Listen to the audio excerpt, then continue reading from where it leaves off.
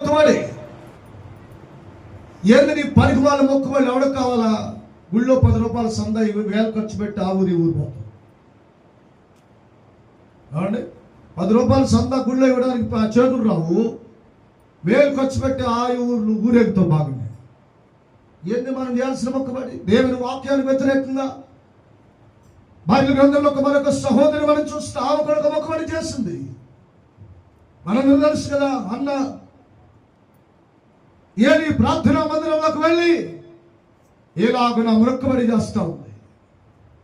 మనం మొదటిగా విన్నాం కదా, ఎప్పుడు ఒక వ్యక్తి మొక్కుబడి చేస్తాడు అంటే కష్టములు ఉన్నప్పుడు, రోగములు ఉన్నప్పుడు, లేదా ఎగ్జామ్ రాస్తున్నప్పుడు, ఉద్యోగానికి ఎగ్జామ్ రాసినప్పుడు, కావలసినవి మనం పొందుకోవాల్సి వచ్చినప్పుడు, అంతరంగంలో మనసులో మనకు మనమే దేవుని సన్నిధిలో దేవుని యొక్క సన్నిధిలో విజ్ఞాపన చేస్తాం. ప్రభువా, నాకు నీవు సహాయం చేసినలా నేను కృతజ్ఞత కలిగి నేను ఇలాంటి మొక్కుబడి చెల్లిస్తానని మొక్కుబడి చేస్తాను.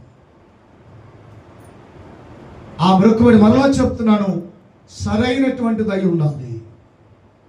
మోకాల మీద నడిచి వచ్చేదో ఊరేకుంటూ పోయే మొక్కుబడి కాదు. దేవుని గ్రంథములు ఎక్కడ అలాంటి అవిధేయతతో కూడిన మొక్కుబడులు లేవు,